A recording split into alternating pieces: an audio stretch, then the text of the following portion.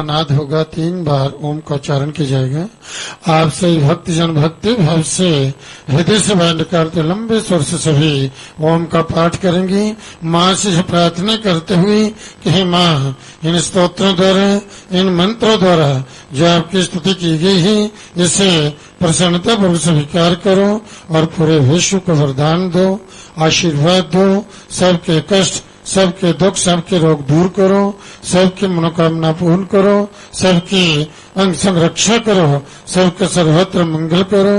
ऐसी मंगल कामना करते हुए विश्व कल्याण के लिए 3 बार सभी एक साथ ओम का पाठ करेंगे।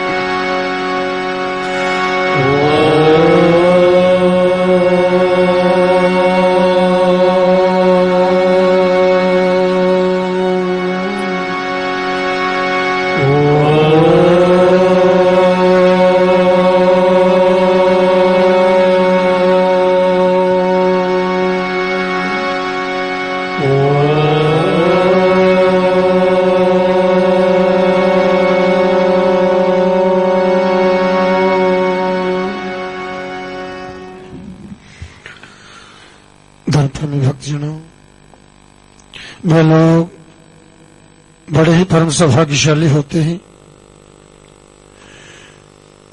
जिन्हें धर्म के मार्ग पर चलते हुए, धर्मानुकूल कर्म करते हुए इस मां जगजननी मां वैष्णो देवी के दरबार में आकर के, इस परम पवित्र स्थल पर बैठ करके मां भगवती आदि शक्ति की आराधना, माँ की अर्चना, माँ की भक्ति, माँ का भजन, माँ की स्तुति, माँ का ध्यान, माँ का स्मरण, माँ का दर्शन, माँ का आशीर्वाद प्राप्त करने का सौभाग्य प्राप्त होता है। जिस स्थान पर बैठ करके आप माँ भगवती का स्तवन कर रहे हैं, ये तपस्थल ही तपोभूमि है। इस स्थान पर बैठने मात्र से मनुष्य के जन्म जन्मांतर के पापों का नाश होता है, उन्हें परम पुण्य की प्राप्ति होती है और उनके सभी कष्ट दुख रोग जो दूर होते हैं और सब ओर से परम कल्याण को प्राप्त होते हैं। इसी स्थान से होकर के मां वैष्णो देवी ने इस गुहा के अंदर प्रवेश किया था और देव गुहा के अंदर मां भगवती आदि शक्ति 3 दिव्य पिंडी के रूप में विराजमान है। जिनके दर्शनों के लिए, जिनका आशीर्वाद प्राप्त करने के लिए, जिनकी विशेष कृपा प्राप्त करने के लिए आप सभी मां के दरबार में आकर के इस दिव्य गुहा के अंदर इस मां जगजननी के दर्शन करते हैं। इस पिंडी के रूप में मां का दर्शन करते हैं। मां के चरणों नतमस्तक होकर के इन तीनों माताओं का आशीर्वाद प्राप्त करते हैं, जिनके आशीर्वाद से उन भक्तों के सब कार्य जो हैं वह सफल होते हैं, सिद्ध होते हैं। वास्तव में जब भक्तजन सच्चे हृदय से, पवित्र मन से इस मां भगवती के शरणागत होकर के माँ की भक्ति करते ही, माँ के दरबार में आकर के इस दिव्य गुहा के अंदर दिव्य पिंडी को माँ का दर्शन करते हैं, माँ का आशीर्वाद प्राप्त करते हैं, तो इन तीनों माताओं का उन्हें एक साथ आशीर्वाद प्राप्त होते ही, जिस आशीर्वाद से जो है वह भक्तजन जो सब ओर से परम कल्याण को प्राप्त होते हैं। जहाँ पर जो भगवती 3 पिंडी के रूप में विराजमान है, वही सामने भगवान शिव जो है स्वयं भू आप शंभु विराजमान है। और ऐसी मान्यता जहाँ शिव है वहाँ शक्ति ही, और जहाँ शक्ति है वहाँ शिव जो है अवश्य विराजमान रहते हैं। तो भगवान शिव जो है ये जगत के पिता हैं और भगवती माँ जगदम्बा ये जगत की माता है। इसलिए इस स्थान का जो विशेष महत्व है, जहाँ पर आकर के जगत के माता पिता की एक साथ जो है आशीर्वाद प्राप्त होते हैं, जिन आशीर्वाद से वह भक्तजन जो है परम कल्याण को प्राप्त होते हैं। ये सब आशीर्वाद का फल होता है। आप किसी भी देवालय में जाते हैं, मंदिरों में जाते हैं, किस लिए जाते हैं? उन देव देवताओं का आशीर्वाद प्राप्त करने के लिए प्रार्थना करते हैं। किस लिए? कि हमें देव देवताओं का आशीर्वाद प्राप्त हो, ताकि हमारा जीवन सुखी बना रहे, हमारे जीवन यात्राओं को विघ्न बाधा न आए। माता पिता का आशीर्वाद लेते हैं, बड़े बुजुर्गों का, महापुरुषों का, ज्ञानियों का जो है आशीर्वाद प्राप्त करते हैं। इसलिए हमारी जीवन यात्रा सुखद बनी रहे, हमें आशीर्वाद प्राप्त हो। इसलिए आशीर्वाद में अद्भुत शक्ति होती है। तो प्रतिदिन जो माता पिता का आशीर्वाद प्राप्त करना, देवी देवताओं का आशीर्वाद प्राप्त करना, इससे जो है जीवन यात्रा सुखद बनी रहती है और जीवन किसी प्रकार विघ्न बाधा नहीं आती। और मनुष्य की जो जो कामना होती है, वह जो जो भी चिंतन करता है, देवी की कृपा से, माँ के आशीर्वाद से उन भक्तों की सभी मनोकामना जो है वह सब परिपूर्ण होती है। देवताओं ने भी माँ भगवती की स्तुति करते हुए इस प्रकार से प्रार्थना की है। देवी प्रपन्नार्ति हरि प्रसीद प्रसीद मात्र जगतोखिलस्य प्रसीद विश्वेश्वपाहि विश्वम त्वमेष देवी चराचरस्य। शरणागत की पीड़ा दूर करने वाली देवी हम पर प्रसन्न हो। ये देवता ने उस समय स्तुति की थी जिस समय समस्त देवतागण जो थे देवताओं से पराजित हो चुके थे। तब सभी देवताओं ने माँ की शरण ग्रहण की, माँ के शरणागत होकर के माँ से प्रार्थना की।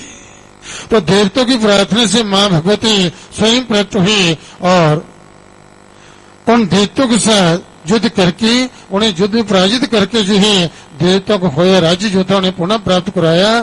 तो उस समय देवताओं ने माँ की स्तुति करते हुए इस प्रकार से कहा कि शरणागत की पीड़ा दूर करने वाली देवी हम पर प्रसन्न हो, संपूर्ण जगत की माता प्रसन्न हो, विश्वेश्वरी विश्व की रक्षा करो। विश्व की रक्षा करने वाली विश्व जननी जय भगवती है और इतना जी विश्व गुरु जय।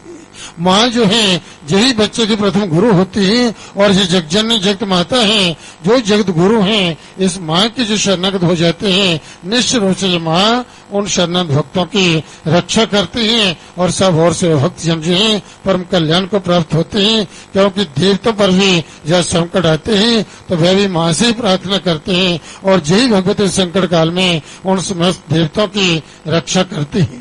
देवी आप ही चराचर जगत की जो है आदिश्वरी हो। तो इस प्रकार से देवताओं ने माँ की स्तुति करते माँ से प्रार्थना की और प्रार्थना जो है ये वास्तव में ये कल्प वृक्ष है। जीवन में कभी भी कोई कष्ट, कोई दुख, कोई विपत्ति आए तो कभी भयभीत मत होइए, कभी हतोत्साहित मत होइए।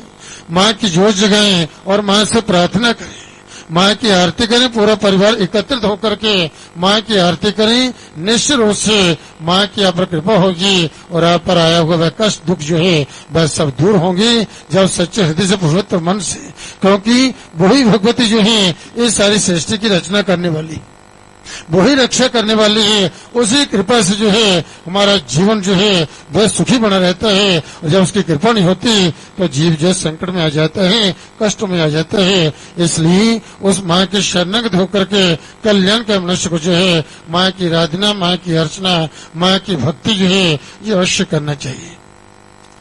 शरणागत का महत्व बतलाते हुए जो है कि देवताओं की शरणागति जो है भगवान श्री कृष्ण ने भी गीता में अर्जुन को उपदेश देते हुए इस प्रकार से उन्होंने कहा, क्योंकि साकार रूप में भगवान जो थे प्रत्यक्ष थे अर्जुन के सामने, परंतु उनको भगवान की बात समझ में नहीं आ रही थी। तभी तो उन्हें गीता का उपदेश जो है वो युद्ध में युद्ध करने के लिए तैयार नहीं है। पहले तो कहते युद्ध करना है, परंतु जब युद्ध के बीच में जाते हैं तब संसारिक मोह ने जो है उनको घेर लिया। फिर उनको सगा संबंधी भाई बंधु जो हैं सब देखने लगे मैं इनके साथ क्यों युद्ध करूं, क्यों इनको मारूं। तो उस समय भगवान ने जो है कृष्ण ने जो है अर्जुन का उपदेश दिया है। तो भगवान जो उसको उपदेश देते हैं इस प्रकार से कहते हैं जी 18वें अध्याय का जो है जी 61वां जो है ये श्लोक है, 61वां जो है ये श्लोक जो है जिसमें भगवान श्री कृष्ण जो है अर्जुन को उपदेश देते हुए कहते हैं ईश्वर सर्वभूतानां हृदय से अर्जुन तिष्ठति भ्रामया सर्वभूतानि जंत्रारूढ़ानि माया।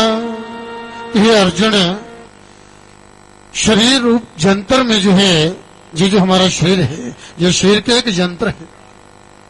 तो ये शरीर रूपी यंत्र जो है इसमें जो है आरूढ़ हुए संपूर्ण प्राणियों को जो है आरूढ़ हुए संपूर्ण प्राणियों को जो है अंतर्जामी परमेश्वर जो है अपनी माया से उनके कर्मों के अनुसार जो है भ्रमण जो है ये कराता है। भगवान सबके हृदय में विराजमान है और जिस शरीर रूपी जो है इस प्रकार से यही शरीर रूपी जो है ये यंत्र जो है, ये हमें जो प्राप्त हुआ है, इसी में आरूढ़ जो है कौन है? वह परमपिता परमात्मा सबकी आत्मा में जो विद्यमान है। वह अपने उन कर्मों के अनुसार जो है उनको जो है जो संपूर्ण प्राणियों को वह अंतर्यामी परमेश्वर जो है अपनी माया से, तो माया वास्तव में सारा जगत जो है इस मोह में फंसा हुआ, माया में फंसा हुआ है, और जो है उनके कर्मों के अनुसार जो है भ्रमण जो है जो कराता हुआ सब प्राणियों के हृदय में जो है वह स्थित है, सब प्राणियों के अंदर जो है वह स्थित है। तो इसलिए जो हम जो यात्रा कर रहे हैं, तो जी इसलिए कहा है कि भगवान की शरणागति। तो भगवती महामाया, माया क्या है? जय भगवती। तो भगवान विष्णु की अनुभव शक्ति जो है जय भगवती माया है, जिसके द्वारा सारा जगत मोहित हो रहे हैं। जिस संसारिक संबंध जो है, भाई का संबंध है, पत्नी का संबंध है, पति का संबंध है, माता पिता का संबंध है, भाई बहन के संबंध जो है, और धन संपत्ति के संबंध संजोग जो होते हैं, जिस सब जो है संसार में जो कुछ भी हम जो प्राप्त कर रहे हैं, इसको हम अपना मान लेते हैं। वास्तव में जो अपना है नहीं, अपना ये शरीर भी नहीं, जो शरीर भी जो है जो छूटने वाला है, क्योंकि मिली हुई प्रत्येक वस्तु जो है इस संसार में आकर के मिली हुई जो भी वस्तु है वह सब की सब अपनी नहीं है, वह छूटने वाली है। उसका संजोग है, उसका उपयोग कर सकते हैं, परंतु उसको अपना नहीं बना सकते, वह छूटेगा।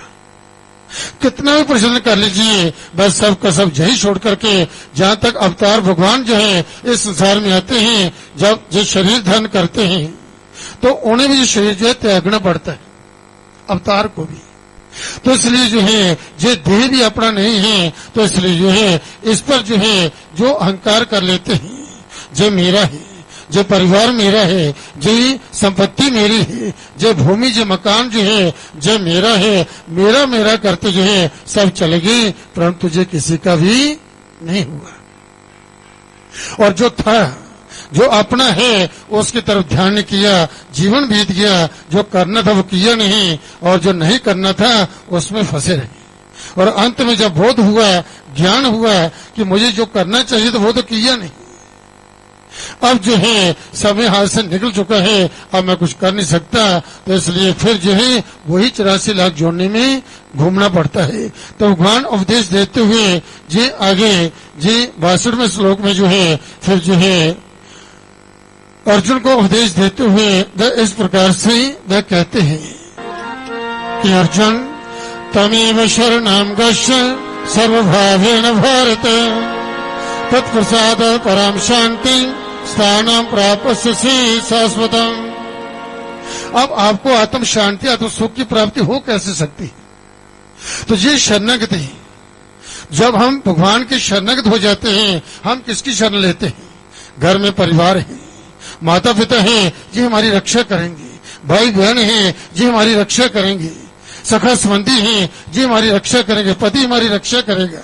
कोई संकट आएगा, परंतु जो सबके संकट दूर करने वाले हैं, हम उनकी शरण में नहीं जाते।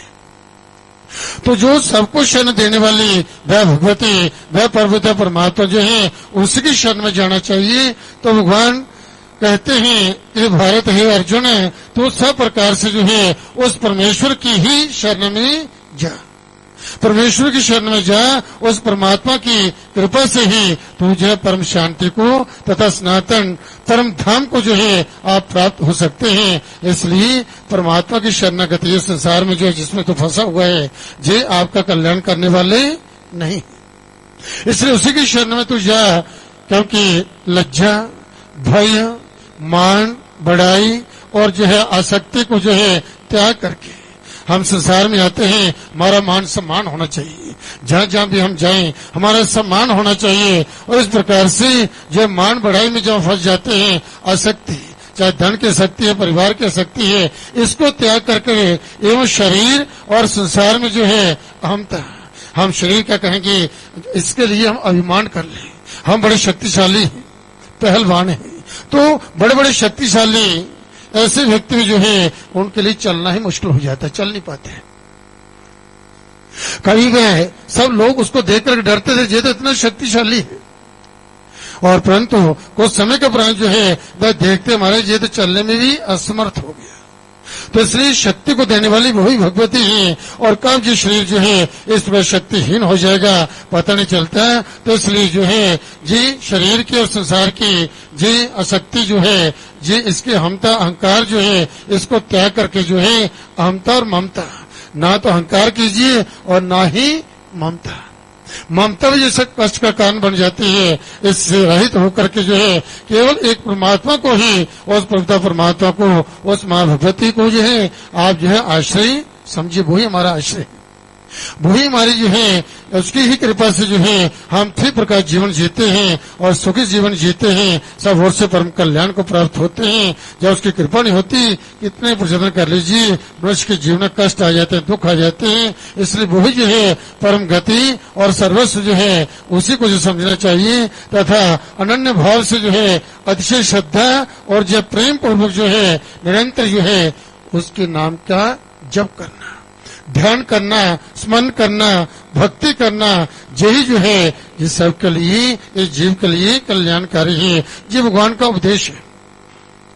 द्वापर में ही जिस समय द्रौपदी की साड़ी जो है दुशासन खींच रहा था बड़ी सभा में, दुशासन जो है द्रौपदी की साड़ी जो खींच रहा था, उस समय जो है द्रौपदी जो थी अपने पति युधिष्ठिर की ओर देखती है, क्या कहती है कि मेरी रक्षा करो। फिर जो है